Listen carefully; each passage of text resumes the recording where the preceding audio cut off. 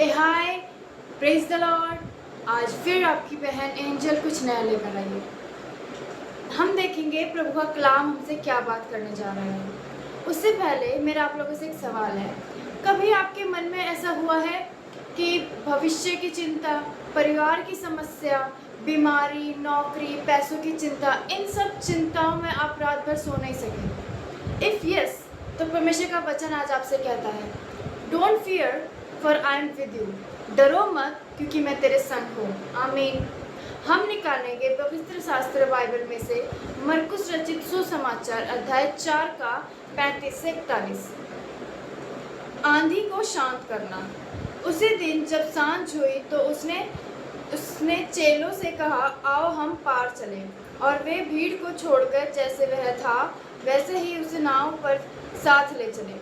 और उसके साथ और भी नावें थी। तब बड़ी आंधी आई और लहरें नाव पर यहाँ तक लगी कि वह पानी से भरी जाती थी, पर वह आप पिछले भाग में गद्दी पर सो रहा था। तब उन्होंने उसे जाकर उससे कहा, हे गुरु, क्या तुझे चिंता नहीं कि हम नष्ट हो जाते हैं? तब उसने उठकर आंधी को डांटा और पानी से कहा, शांत रह, थम जा। और आंधी थम गई और बड़ा चैन हो गया। और उनसे कहा, तुम क्यों डरते हो? क्या तुम्हें अब तक विश्वास नहीं? वे बहुत ही डर गए और आपस में बोले, यह कौन है कि आंधी और पानी भी उसकी आज्ञा मानती है। हालेलुया। यहाँ हमने देखा, एक दिन प्रभु यीशु मसीह और उनके चेले नाव से समंदर पार कर रहे थे। समंदर पार करते वक्त समुद्र में एक अचानक से भयंकर आंधी उठी। जब वो आंधी उठी तो लहरें नाव में भरने लगी, जिसे देख चेले डर गए। परंतु प्रभु यीशु मसीह नाव के पिछले भाग में सो रहे थे, जहां ज़्यादा खतरा था। अगर नाव डूबती भी तो यीशु मसीह को ज़्यादा पहले नुकसान होता।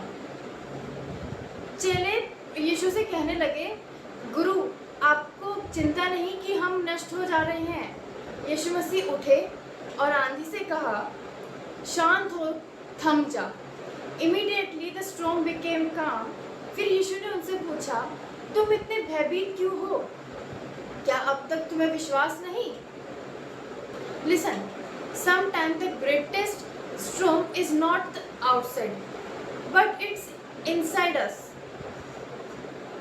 हम क्या करते हैं? प्रिटेंड करते हैं, अपने आप को बाहर से शांत दिखाने की कोशिश करते हैं जब कुछ प्रॉब्लम्स हमारे साथ चल रही होती है। बाहर से तो शांत दिखाने की कोशिश करते हैं, परंतु अंदर ही अंदर हम खुद से उस सिचुएशन से डील कर रहे होते हैं। Even it's hard to breathe, but wait, take a deep breath and listen carefully.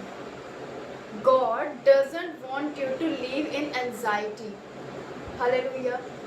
वचन कहता है फिलिपियो 4 के 6 और 7 में, किसी भी बात की चिंता मत करो, परंतु हर बात में प्रार्थना और धन्यवाद के साथ अपनी विनतियाँ परमेश्वर के सामने प्रस्तुत करो, और परमेश्वर की शांति तुम्हारे हृदय और मन की रक्षा करेगी। आमीन। Don't be anxious about anything my friend. क्या कभी चिंता करके कुछ पाया है, या चिंता करके वो परेशानी खत्म हो गई हो? So don't worry. Anxiety produce fear, but prayer bring peace. जब भी मन घबराए, पहला काम क्या करना है? प्रार्थना। यीशु को पुकारो, हे प्रभु, मुझे शांति दो। Just kneel down and pray in the name of Jesus. Hallelujah. वचन कहता है रोमियो 8 के 38 और 29 में, ना मृत्यु, ना जीवन, ना वर्तमान, ना भविष्य, nothing can separate us from the love of God in Christ Jesus. Anxiety often comes when we try to carry. चिंता तब ज़्यादा बढ़ती है जब हम कल की बोझ को आज अपनी शक्ति से उठाने की कोशिश करते हैं। विश्वास कहता है, मेरा परमेश्वर मेरे कल में पहले से उपस्थित है। आमीन। हालेलुया। मेरे प्रिय भाइयों और मेरी बहनों, यदि आज आपका मन चिंता, डर और बेचैनी से भरा हुआ है। याद रखिए, वचन कहता है भजन संहिता 55 के 22 में, अपना भार यहोवा पर डाल दे, वही तुझे संभालेगा।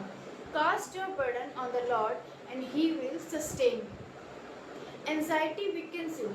चिंता आपकी शक्ति को कम कर देता है, लेकिन विश्वास आपको परमेश्वर की शांति से भर देता है।